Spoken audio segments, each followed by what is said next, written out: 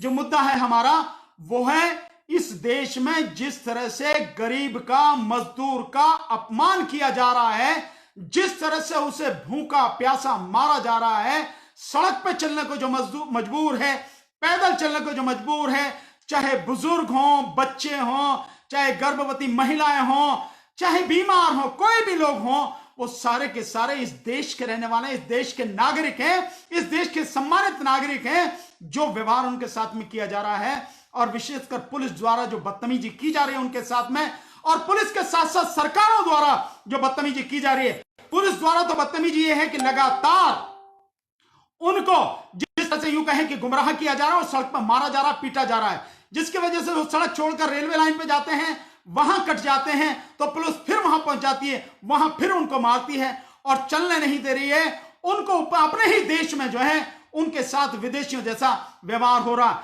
ध्यान रखना साथियों, सीएए में यही सरकार बाहर से आने वाले पाकिस्तान, अफगानिस्तान और बांग्लादेश से आने वाले लोगों को, जिसमें मुस्लिमों को छोड़ दिया गया, हिंदू और बौद्धों की बात जिसमें कही गई, जिसमें हिंदू, बौद्ध, जैन, सिख, ईसाई, पारसी जिनकी बात की गई, ये जो सड़क पर चलने वाले लोग हैं साइड में कर दो उसमें से मुसलमानों को, बाकी कौन है? क्या वो हिंदू नहीं है? अगर वो जैन नहीं है, वो पारसी नहीं है, वो ईसाई नहीं है, तो निश्चित रूप से वो हिंदू हैं। मैक्सिमम वो लोग तथाकथित हिंदू हैं।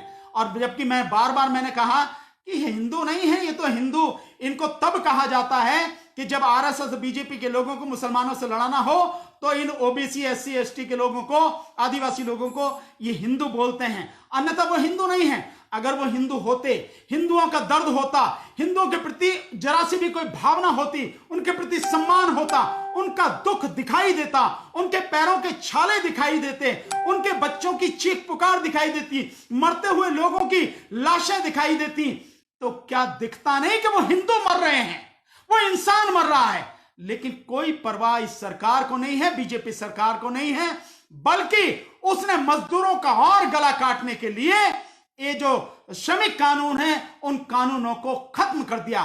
3 साल के लिए उन कानूनों को ऑर्डिनेंस लाके उत्तर प्रदेश सरकार ने पोस्टपोन कर दिया कि वो तब तक बेकार रहेंगे। ये केवल 3 साल के लिए नहीं, हमेशा के लिए खत्म कर दिया। हकीकत ये है साथियों। तो जिन श्रम कानूनों से मजदूरों की थोड़ी बहुत मदद होती थी, उनको पूरी तरह से उन्होंने खत्म कर दिया। इसलिए साथियों, हमें ज्यादा ध्यान देने की जरूरत है इस बात पर कि जो मजदूरों की दुर्गति हो रही है, हम इन मजदूरों के लिए क्या कर सकते हैं। केवल एक कोरोना संकट की बात नहीं है साथियों। जैसा आप देख रहे हैं, चाहे वो रणदीप गुलेरिया हो, all India institute of medical sciences यानी एम्स दिल्ली के जो डायरेक्टर हैं, उनका कहना हो कि अभी तो जून जुलाई में आना, इसका पीक आना बाकी है। और अब और भी कुछ साइंटिस्ट कहने लगे हैं कि अगस्त से सितंबर तक बड़ी भयानक स्थिति कोरोना की इस देश में होने वाली है।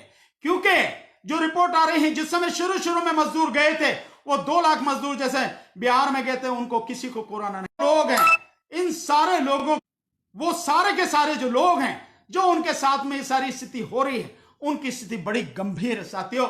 हमें इसको देखना, आने वाले समय में भयानक स्थिति होगी। करोड़ों लोग, 50 करोड़ लोग बिल्कुल बेकार हो चुके हैं। कोई रोजगार नहीं, कोई पैसा नहीं, खाने पीने की कोई उनकी स्थिति नहीं है। इस स्थिति को हमें समझना, और इस स्थिति में साथियों हम लोग अब अंतरराष्ट्रीय स्तर पर इसकी आवाज उठाने जा रहे हैं।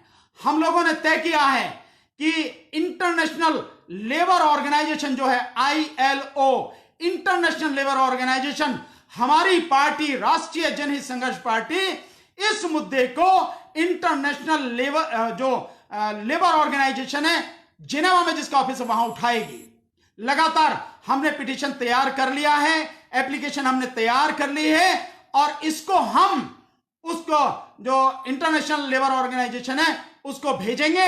इसके साथ साथ हम इसको संयुक्त राष्ट्र संघ में भी भेजेंगे, इसके साथ राष्ट्रपति को भी भेजेंगे, अपने यहाँ के राष्ट्रपति को, हालांकि वो बेकार है पर फिर भी एक औपचारिकता है, वो हमें भेजना पड़ेगा।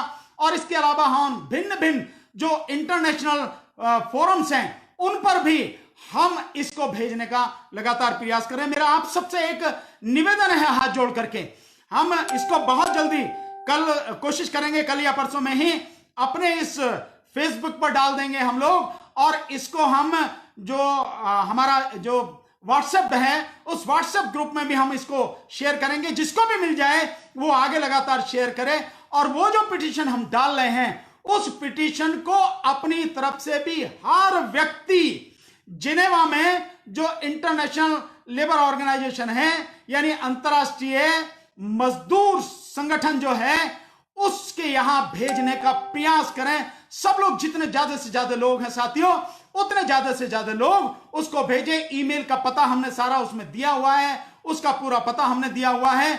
जितने ज्यादा से ज्यादा लोग हो सके साथियों इसको भेजिए, फॉरवर्ड कीजिए। शायद कुछ ना कुछ वहां से हो जाए और जो श्रम कानूनों में बदलाव किया गया उन पर रोक लग जाए। भारत सरकार, इन जो स्टेट गवर्नमेंट और खुद भारत सरकार जो कर रही है वो सब कुछ रुके और मजदूरों की दुर्गति होने से बच जाए, वो बंधुआ मजदूर होने से बच जाएं। इसके लिए हम लोग काम हमने शुरू किया है।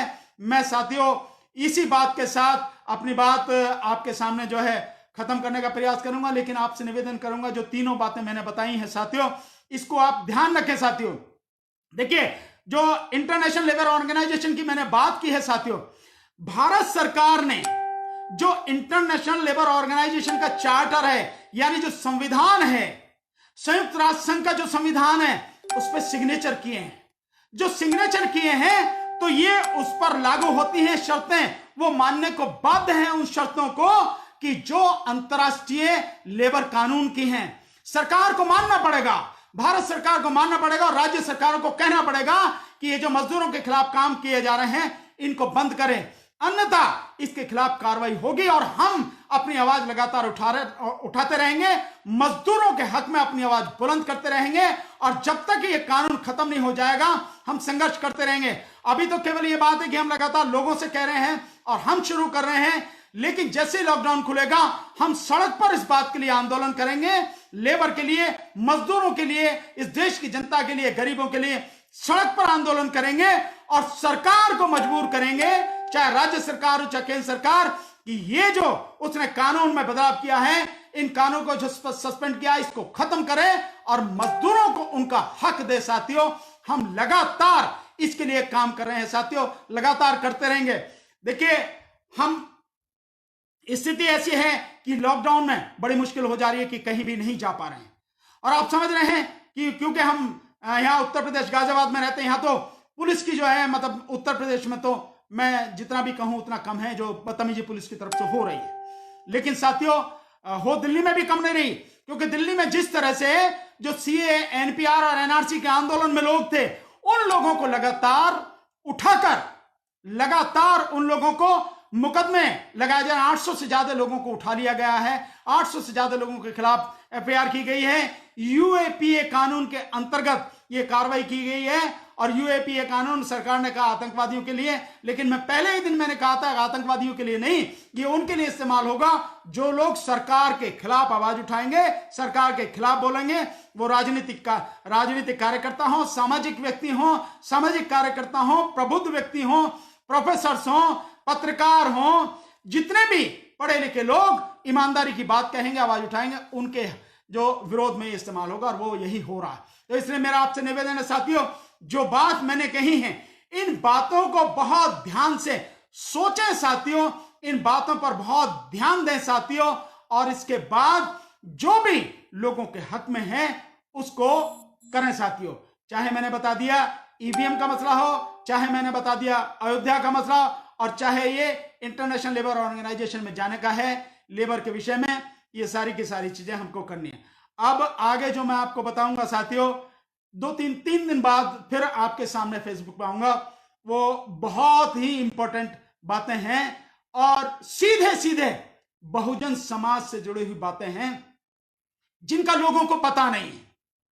और इस सरकार का नंगा नाच, इस सरकार ने जिस तरह से सब कुछ किया है, जिस तरह से एक एक चीज इसने खत्म की है, कानून बना के कानूनों में जो हेर फेर अपने हिसाब से किए है, वो जो लूट मचाने के लिए, देश को बर्बाद करने के लिए किया, उन कई चीजों पर अपनी बात आपके साथ में रखूंगा। 3 दिन बाद मैं आपके सामने आऊंगा साथियों। आपने बहुत ध्यान से मेरी बात सुनी, मैं चाहूंगा कि आप इसको ज्यादा से ज्यादा लोगों में, ग्रुप में शेयर करें ताकि अधिक से अधिक लोगों तक ये बात पहुंच सके। नेशनल दस्तक की आपसे गुजारिश है कि अगर इसको बचाना चाहते हैं तो नेशनल दस्तक को सब्सक्राइब करने के लिए रेड कलर के सब्सक्राइब बटन को दबाएं, फिर बेल आइकन की घंटी दबाएं।